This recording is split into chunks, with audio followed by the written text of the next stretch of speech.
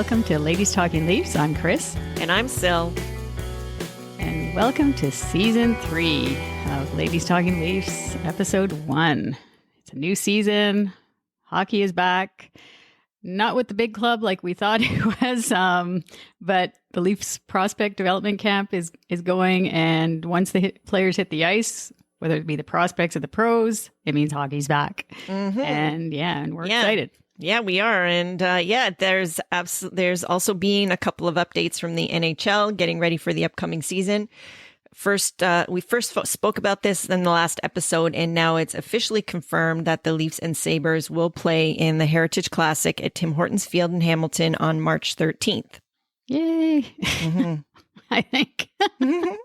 But another update that the NHL announced is on the TV side in the US. Obviously, we don't see we see sometimes on the weekends, we see the TV broadcast from the US if we're interested in the games down there. But ESPN will have the majority of the games there. And it's great, I think, that Leah Hextall is going to be one of the play-by-play analysts for some of the games. And then the NHL has a deal with TNT in the States.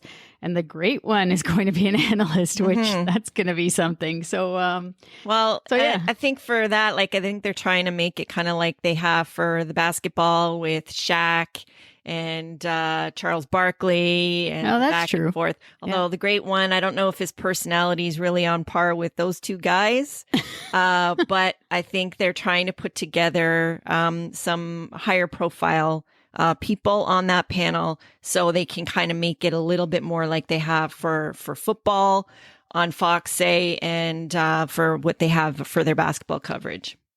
Yeah, well, I guess Rick Tocchet is going to be on there too, which I thought was he was on Overdrive on Friday, and he's going to be quite interesting. Some of his comments, it's he has to learn a little bit to not say some stuff. But at least him and Gretzky have a history. So as friends, and also back in Phoenix.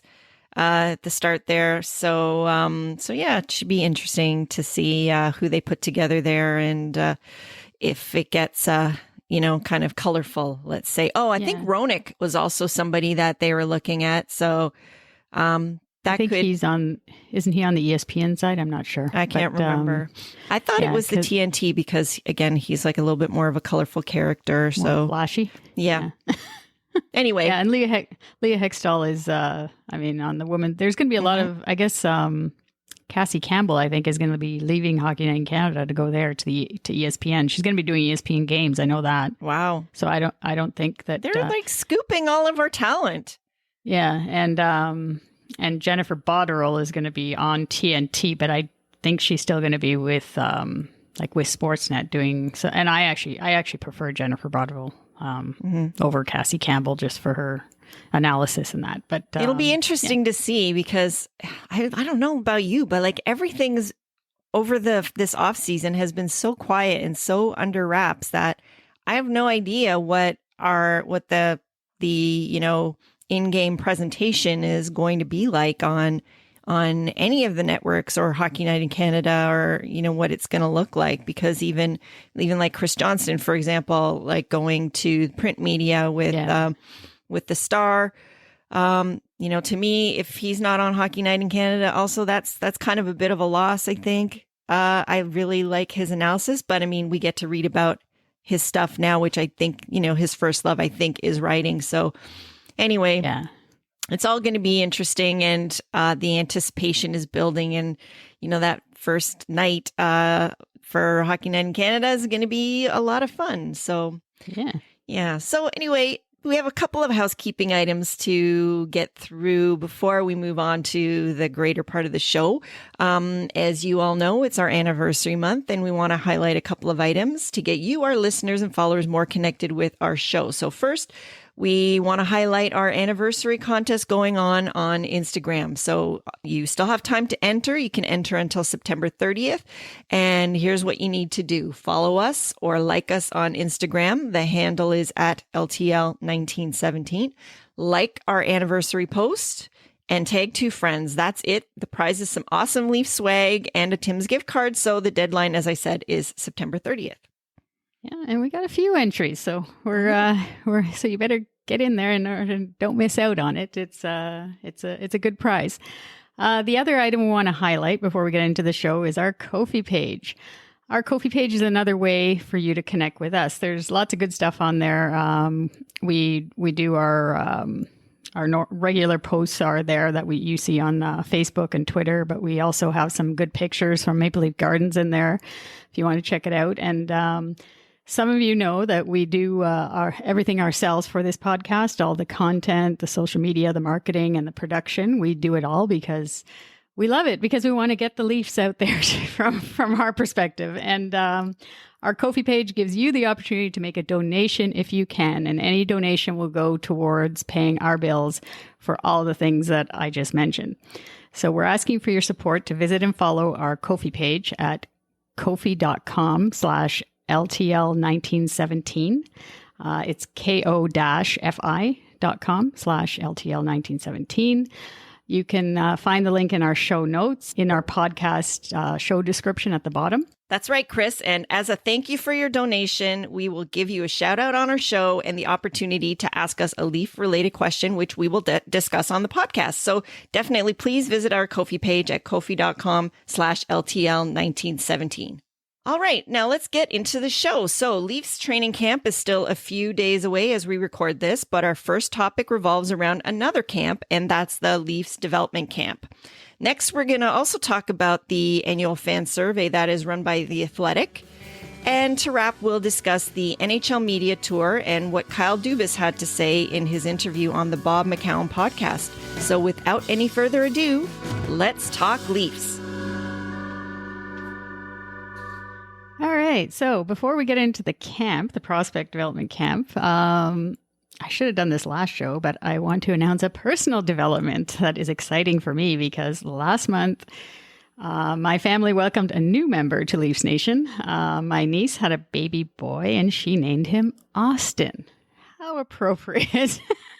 I didn't have to push it at all. It was already done, right? I was just like, this is fantastic. So yes, the Leafs Nation, I guess lineage just keeps going. And I already bought him his Maple Leaf gear, and he already had, I guess, his grandparents bought him a personalized little Maple Leafs cap with Austin on it, and number 34. That's so cute. Yeah, they got it made special for him, and so that's we're excited for that. But moving on to the Leafs development camp, so they spent the first week doing scrimmages, and then they moved on to a tournament organized by the Red Wings and held in Traverse City, Michigan. So the Leafs development camp roster started with a total of 39 players, and for the tournament portion, Hayley Wickenheiser and her staff cut it down to a 20-man roster. The Leafs will face prospects from Columbus, St. Louis, and Dallas, or have already faced. So let's talk a little bit about the players and management and the management of the development camp, which was led basically by Hayley Wickenheiser. Yeah. So, I mean, they're 1-1 right now. We're recording on the Sunday, so they're actually going to be playing Dallas this afternoon. So they lost to Columbus. They beat St. Louis in overtime. And I must say, I'm not impressed with the Leafs TV feed. I actually tried to catch some of the prospect game versus St. Louis, and it was horrible. I could not watch it. I had to forget it. I just took some... Maybe somebody's recording it on their cell phone. Because they don't have an actual real camera set up in there. Yeah. And I also thought it was funny that they don't play the Red Wings. Yeah, that is interesting. Meanwhile, they're the hosts of the tournament. But anyways, I guess it doesn't work out. So for the players, I think it's obvious Nick Robertson is ahead of everybody in the tournament. He obviously has the most experience. He's even played NHL games. He seems to be showing I guess leadership qualities there. And everybody found it funny, but the whole thing where Wickenheiser said that he needs to take a chill pill to dial it back a little bit with his enthusiasm. But I think that's just part of who he is. Like that's just, and that's what he said also, is that, he'll dial it back when his position in the NHL is secure. However, I do find that in a development situation, I mean, I don't know, like it's not really a red flag, but to me, you want people to be coachable. So if the person who is the head of player development is asking you to do something and you're basically blatantly saying it in the press that you're not willing to do that, I don't know. So we'll have to wait and see how that comes up, because the whole thing is that we've seen that so far with him even playing the games that we've seen him in, that, he can be a little reckless out there sometimes, and that can lead to injury and, not being in right positions. So at some point he might have to kind of figure that out. But and I think he's gonna figure it out with the Marlies, I think, to start. I don't think. He might have a partner who kind of shares a little bit of his intensity with in Alex Steves. Now, he got hurt, I think it was the St. Louis game. The first game. Yeah, shoulder. But he's shown up really well in the development camp. He seems to be coachable, because I guess he said that he is basically Wickenheiser's first guinea pig. That's what he called himself in her new role. And so he's been working with her in a while, and he's kind of been improving in leaps and bounds. And him and Nick Robertson seems to have found some pretty good chemistry. So you might be looking at a top pairing for their top line there. Yeah, no, for sure. And the other thing that I guess the other guy that I was looking at more closely to was Ian Scott, the goaltender. Mm-hmm. We've talked about this in our patio season episodes when it comes to the goaltending, that we need one of these young guys to come up and be something. So he's 22 years old, and he's coming back from hip surgery. He missed all of the 2019-20 season, and then of course COVID hit. So he's played something like 6 or 8 games, I guess, in total over the past 2 seasons, which is not good, obviously. But he won the CHL Goaltender of the Year in 2018-19, and he played in the. And he also won the, I guess, the playoffs MVP for the Western Hockey League that year. So, I mean, he says he's feeling great now. So I'm hoping that he comes and he proves it, I guess. And obviously he's going to start with the Marlies. And he's only 22 years old. But we need one of these goalies for a hit on one of these goalies. Although most people are saying it's the Russian goalie, Artur, I forget what it is. It's very Akhtimov, something like that. Yes. Well, they have one other guy, and he's somebody that I highlighted for the goaltending piece. This Eric Kallgren, who I guess they signed as a free agent. He's 24, and he apparently has looked pretty good in the development camp and in these games, in the portions that he's played. So he might be somebody to watch. And apparently Bill Daly said that they're thinking of doing a taxi squad for the goaltenders, so that there are a few more bodies available during the season. So, okay. So he could potentially be maybe a backup to the backup type person to watch for. Mm-hmm. That's cool. The other thing that I thought was cool for player wise was Colby Saganock. Oh, yeah. We all recognize that name, or maybe not we all, but I do. And you do. Yeah, Rocky Saganock's grandson. Oh, my God. I was just Mm-hmm. So he's 18 years old, and he never got drafted this year. He was eligible, but he didn't get drafted. Mm-hmm. But the Leafs invited him to the prospect tournament. Unfortunately, he got injured. So he hasn't, most people probably haven't heard maybe of his name being here, but he's a center. He is small, like his grandfather, I guess, was. But he has that same feistiness. He's 5'8", 154 pounds, so he definitely has room to grow. He's only 18. But yeah, so I was kind of excited to hear about that. I read about how Rocky Saganock is really excited for him, and no doubt, and giving him some giving him some guidance too for because he apparently was upset because he didn't get drafted. So he was there to help him through that. So yeah, you never know. Maybe I guess once the injury, I don't know what the injury was, but once that gets figured out, maybe he'll make maybe even the Growlers like at the ECHL level or something like that. But oh no, actually, sorry, he's going back to the Erie Otters. I'm just remembering in my mind he's going back to the OHL to play there. But that's probably the best thing for him. Yeah.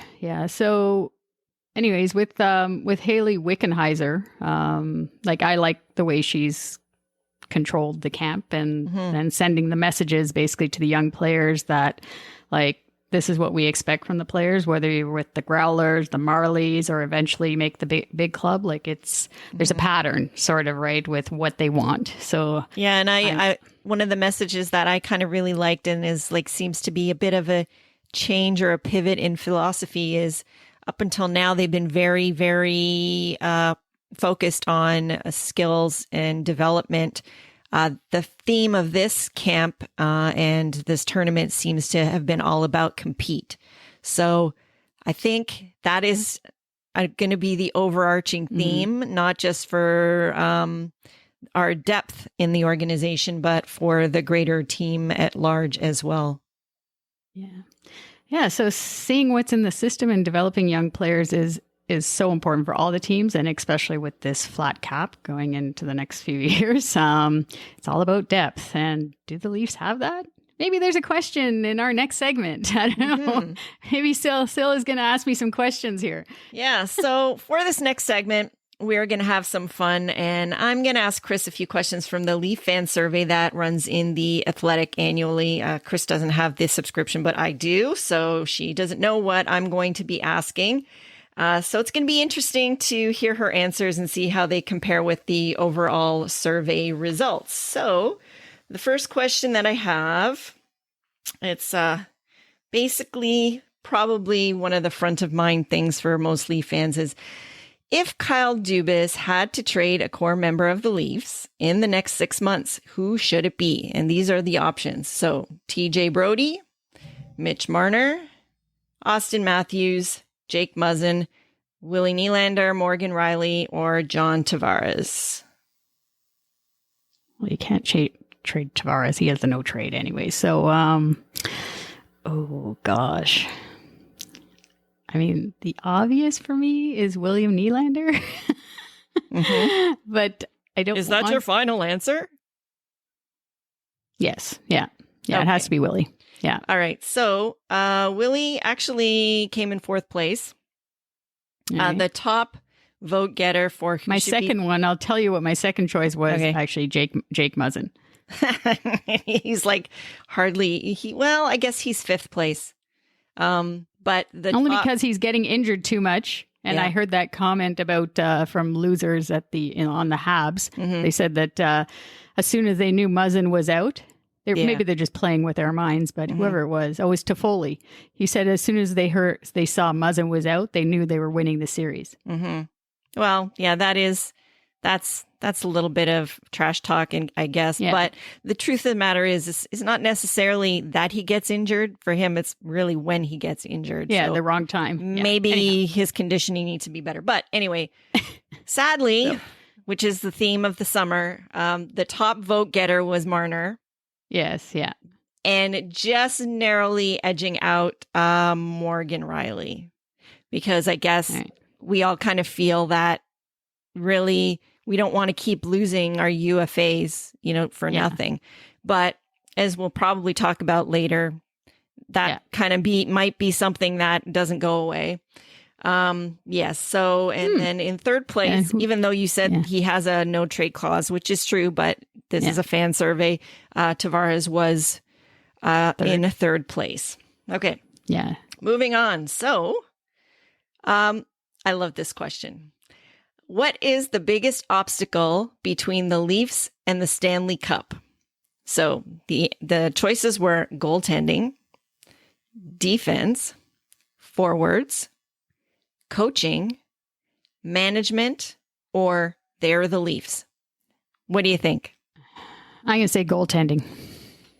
All righty. So, actually, that didn't even really hardly rate No? this time around. So apparently Leafs Nation is feeling comfortable with our tandem.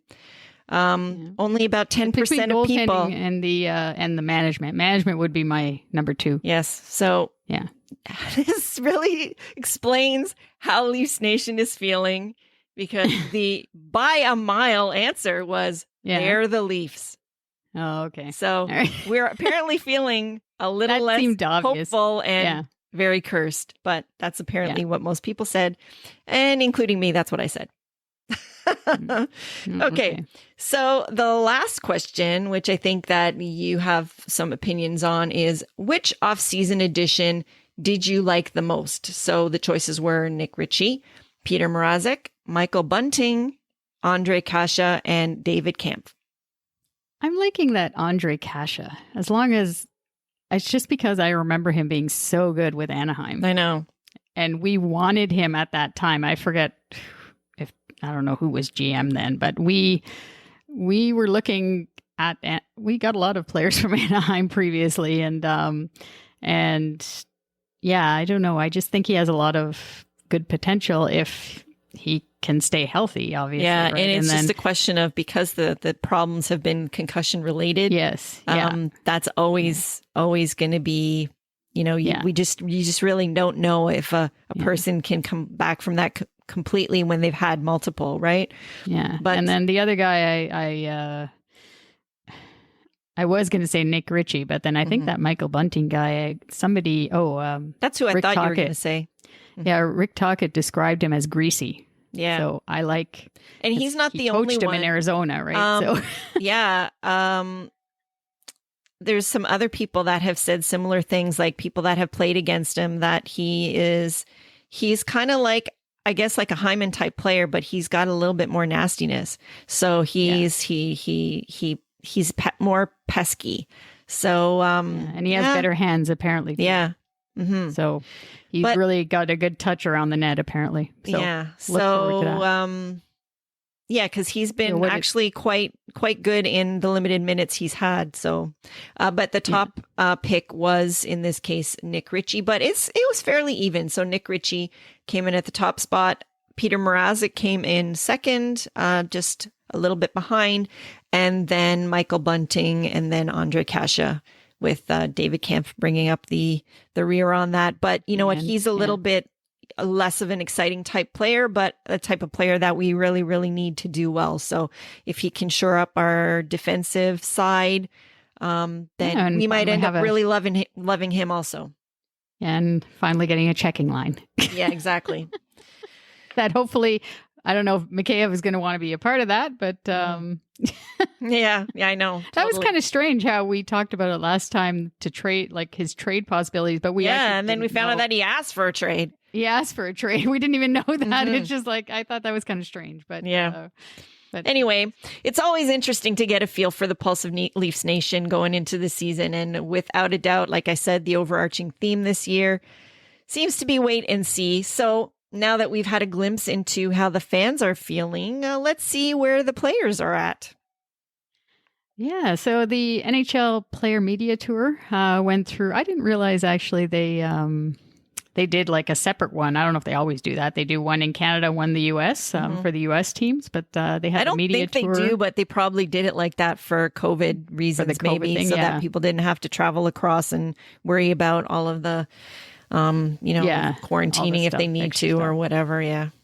Yeah, so there was the Player Media Tour, and then, of course, there was a Kyle Dubas interview on the Bob McCown podcast that we just want to talk a bit about here. So, it was fun to see the Player Media Tour with the star players of the game representing the Leafs. It was, of course, Austin Matthews and Mitch Marner, who they got the most attention. And we just want to go back to our last episode because we had some good discussion about Mitch, and we got some pretty good interaction on social media. Yeah. So on that episode, we talked about all the heat that Marner's been taking all off season. And we highlighted one of our clips pertaining to this on Instagram. And one of our followers there, C_Mackie1, commented, and this is what he said. He said he couldn't care less at this point, at what they or he does in the regular season.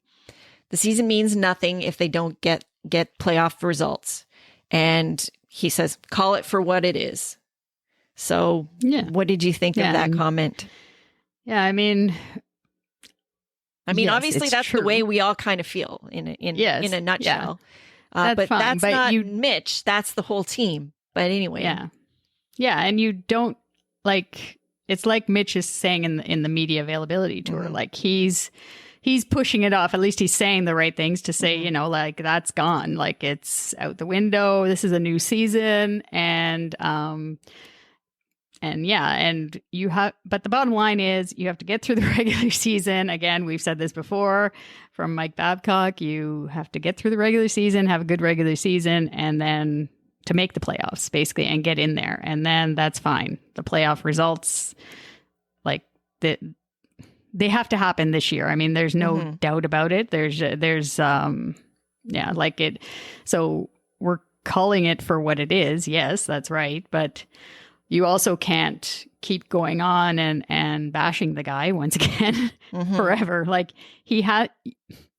as Leaf fans and Leafs Nation, you have to want this team to win during the regular season. The thing is too, is one thing that I find really crazy is that if you're harping on this and, basically jumping over every negative, are you going to enjoy the season at all? We haven't had hockey all summer. And I want to see some good hockey and I want to see the exciting plays that they do. And I really want to see Mitch at his best on the ice and having fun because that's when he plays the best. So any negative is just not going to add to anything for our enjoyment personally. And it's totally not going to help the team on the ice either. So I'm not saying, we not need to watch with rose colored glasses and, be happy with everything. No, because obviously we're Leafs Nation and we like to complain and we like to analyze and we know what we're watching. So we're a very educated, smart fan base. But there is a limit, right? To that. Yeah, no. And he's taking the right approach. And even Matthews and what he was saying, like it's almost like the fan base thinks like they don't want to win. Yeah. And so that this group of players, the three of them, I guess, I don't know about JT is different. Like he's in a different category. He's a veteran and he's been around. But these other three players have only been with the Leafs. So in Matthews, Marner, and Nylander. But they want to win. They have it in them. So they just need to get over this hump. And Kyle Dubas keeps trying to, I guess, do the little things around the shuffling of the deck chairs around them to get this team over the hump. So, Kyle Dubas, speaking of him, he's a huge Mitch supporter, obviously. Mitch Marner, he's done nothing but give him glowing reviews all the time, and he should. But he had some interesting things to say on the podcast hosted by Bob McCowan, formerly of Sportsnet. So, what comments did you have anything in particular before I get into? Well, I got a couple, but the things that kind of stood out to me was that number one, he's extremely consistent in his message. Like anything that he said at the end of the season, during the summer, he said on this same podcast. Yeah. So he and they believe in what they're doing. That's obvious. But as I said, with the theme with the development camp, he did talk a lot about compete level, and in particular, because they asked about, team toughness. And so he talked about that in the way that the team competes. And he talked about how there was lots of improvements on those things, particularly with Nylander and Matthews games during the course of the season. But he did say that those guys need to elevate their toughness and compete level. And especially you got to, take it up a notch in the playoffs. Now, I saw more of that from Willie this time around, but obviously we didn't see that Matthews and Marner had that ability to crank it up a gear if they needed to. And other things that I thought is that they talked about Tavares and that he's, feeling better. And they're hopeful that he's going to be feeling good all season. But again, he doesn't necessarily want to come out and say 100% because with concussions, as we mentioned, it's kind of gray area. Yeah, he has to get into a game, or like the preseason game is going to really help him. And then he talked about the goaltending, which I know you had some comments on, and and I will speak to that also a little bit. The goaltending. Yeah, so it was interesting because they asked him, "Is it better?" And his answer was, "We hope so, and we save some on the cap." Yeah. So I was like, "Yeah." He said that didn't sound so definitive to me. We hope so. That's exactly the feeling I got, because I noted that he said the word "hope" at least 3 times when he was talking about that. He said "hope so" with the savings, hopefully, internal competition mention, and then he kept saying "hopefully, hopefully." So I don't know what that says, but I was just like, Peter Mrazek, one thing I will say for him that he got points with me, I don't know if you saw it, Sil, but I posted it on our Facebook and Twitter, his new mask, his goalie mask. It's really shiny, actually. I didn't know that was his. Okay. Mm-hmm. Yeah, and it and he put the like a tribute to Miroslav Fričer on it. And I like that. Mm-hmm. Yeah, and Yuri Sirha, who was a goalie back. Some of our listeners probably know from the 80s as well. But yeah, because Miroslav Fričer also, he passed away a few months ago, unfortunately. But he was a really good player for the Leafs. And so I thought that was kind of nice for his fellow countrymen, the Czech players, that he I guess did that. The one thing is with him is, and even Jack Campbell too, you're going to get that compete from them. At least it's going to be very obvious that they're competing, which I think Freddie did compete, but with his style and personality, it didn't look like it all the time. So I suppose, given the theme of the season, it seems like that's what they're hoping to get from those two guys. So yeah. Speaking of Jack Campbell, I'm actually pissed off with him. He was down the road at the BMW dealership from me here. He was getting himself a BMW at the Why are you pissed BMW. off that he didn't stop in to see you? Exactly. I was just like, what? I'm like looking at these pictures on his Instagram. I'm like, he was down the street just yesterday. I'm like, he didn't call me? Yeah. And then the other thing, I guess, that was interesting, I thought, was his comments on Kyle Dubas' comments on Morgan Riley and the contract extension, which I think that might take over once the team gets into camp on Wednesday on the 22nd. I think that's going to be a full topic of discussion. It might take over from the Mitch bashing and everything. Yeah. But basically, Kyle Dubas on this podcast mentioned how Muzzin and Brody are signed for the next 3 seasons. So he seems to be very comfortable with that. And then he said, things tend to play out over the long range rather than before the season starts. And I'm like, well, no, haven't you seen so many other defensemen have already signed, but for like $8-9 million, right? Over 8 years or 7 years, right? I was just like, things tend to play out over the long range. And I'm like, well, no, maybe this can't be happening. He didn't say at the end for us. They play out in the long range for us. That's not necessarily a league-wide thing, but he did mention that he thinks that because of the flat cap, we're going to see more and more that players are kind of like they're used as like an own rental, and so they'll be playing out their deals. They cannot do this with Morgan Riley, the own rental. There's just no way. I mean, he will be screwed for his tone when he was talking about that seemed like they were perfectly comfortable letting him walk. Like that's the impression that I got listening to that. So they said he said all the right things. Of course, we love Morgan. We love Morgan as a person. We love Morgan as a player. Of course, we want to keep Morgan in the fold. But it very much sounded like if it doesn't happen, then they're cool with it. So, yeah. Yeah. And I don't know, this pandemic thing basically, I think, has really screwed him over. Like, Oh, for sure. Kyle Dubas, like his plan, because they were obviously thinking the millions and millions of dollars that but that they would be able to get other players, basically, like to if it didn't work out still, they would be able to get other players that were better to go with his plan. But the pandemic hit, and that's it. It's a flat cap. So you have these 4 players, and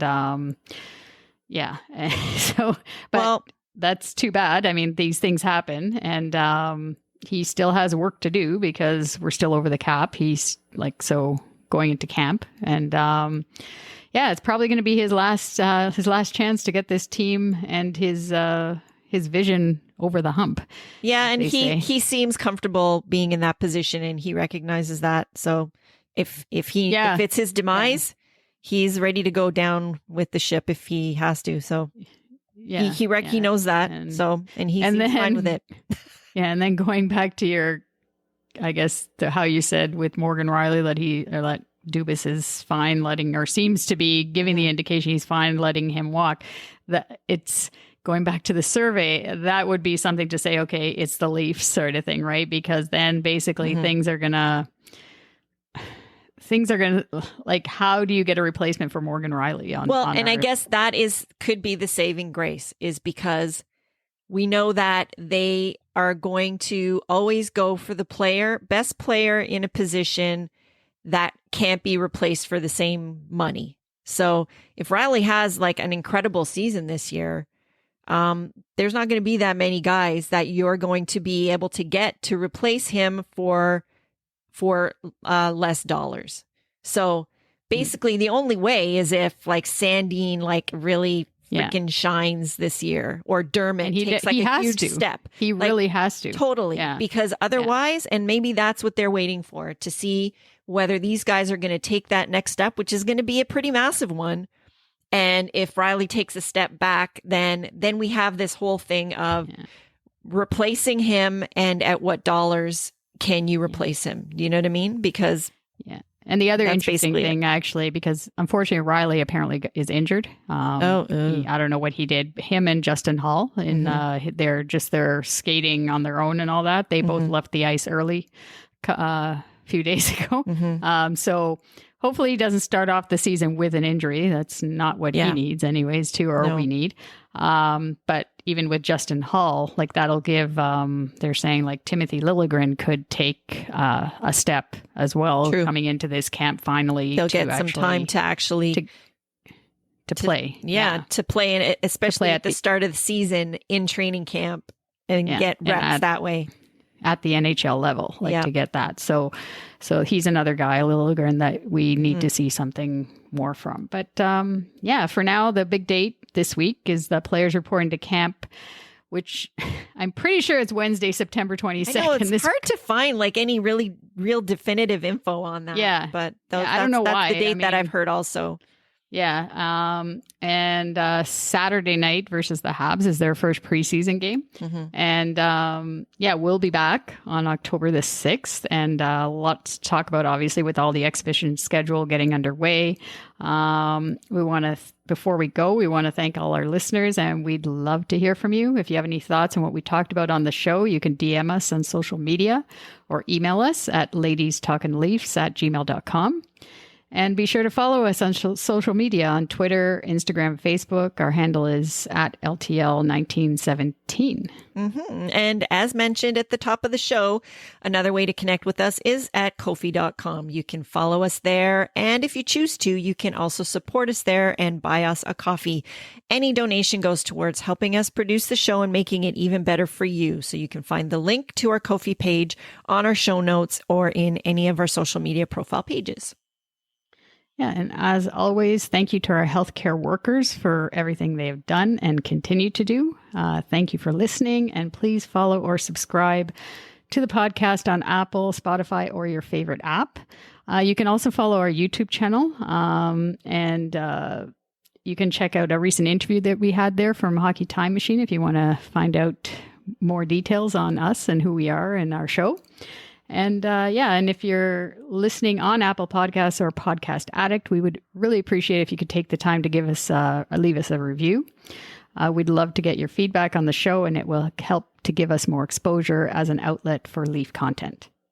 As always, stay safe and well, everybody, and we'll talk to you in a couple of weeks as things get rolling in Leafland. Go Leafs, go! Leafs, go!